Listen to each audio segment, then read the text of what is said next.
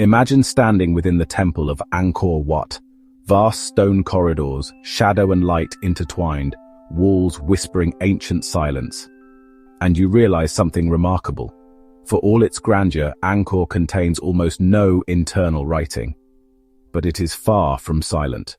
Instead, the temple speaks another language, one made of echo, resonance, and rhythm. This language isn't written or even spoken, it's sung into being. We've forgotten how to hear that language, and I believe I know why. Let's travel back, far back, to the earliest days of our species.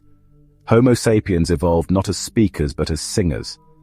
Our biology, our vocal cords, lungs, and ears, didn't initially favor limitless words. Instead, we favored clear, resonant tones.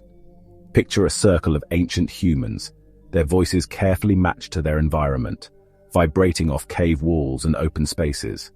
Biology constrained sound to precision. Acoustics amplified meaning. Cognition was about closure, harmony, and relation, not individual words. This original language wasn't arbitrary. It was structured by nature itself, patterns of interaction observed in cycles of day and night, seasons, hunting, birth, and death. Early humans didn't invent grammar, they uncovered it in the relationships around them. Consider Angkor Wat again, not merely a temple, but an immense acoustic instrument. As pilgrims moved through its spaces, chanting carefully constructed melodies, their sound reflected back at them, amplified and clarified by stone architecture. Acoustic precision wasn't a decorative feature, it was an epistemological necessity. Their knowledge lived not in symbols, but in resonant frequencies and ritual harmonics. In this perfect triadic coexistence, language, space, and cognition were balanced. Communication wasn't symbolic, it was participatory. When you chanted, you didn't speak about unity, you literally created it. But then, something profound happened. Something you might recognize as the Tower of Babel. In the book of Genesis, the Babel story tells us that humanity once spoke one language and then lost it. But look closer, particularly at the original Hebrew, and you find it describes more than linguistic diversity. It illustrates a profound loss of coherence, structure, and resonance. Initially, humanity shared one language, described as Safa Echad, one lip, one edge. It wasn't just uniform speech.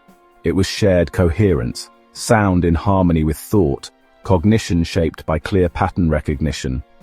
But as humanity moved away from their original home, they began substituting bricks for stones, bitumen for mortar, artificial things replacing natural structures.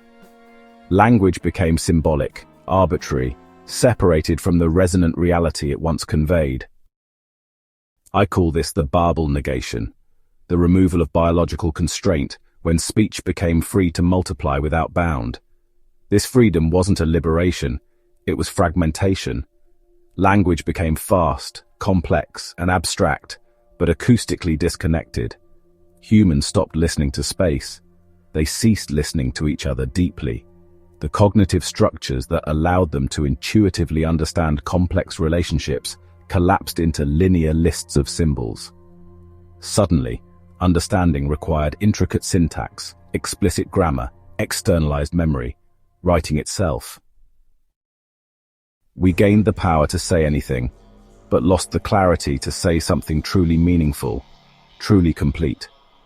Our language became a tower, built upward toward abstraction, untethered from earth, disconnected from resonance and relational truth.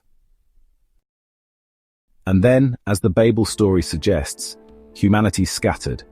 Communication failed, not because we spoke different tongues, but because we no longer shared the same resonant patterns. We ceased to understand each other fully. We fell into what we might call cognitive disassociation. So here we stand, post-Babel humanity, rich in words, impoverished in harmonic truth. But there's hope. What we've lost isn't irrecoverable. In fact, the patterns that ancient humans discovered remain, encoded not in books, but in architecture, rituals, and even our biological makeup. So here we stand, post-Babel humanity, rich in words, impoverished in harmonic truth. But there's hope. What we've lost isn't irrecoverable. In fact, the patterns that ancient humans discovered remain, encoded not in books, but in architecture, rituals, and even our biological makeup. There are triadic patterns that ancient cultures inherently recognized. These are not inventions. They're observations of how elements in the universe interact harmonically or discordantly. They describe coexistence, reinforcement, causation, integration, disintegration, divergence, convergence, and more. They form a grammar of relationships, complete, intuitive, deeply biological, and acoustic. Imagine language not as a set of arbitrary labels, but as 22 distinct melodic forms. You wouldn't speak, you'd sing short patterns that map directly to observed relationships.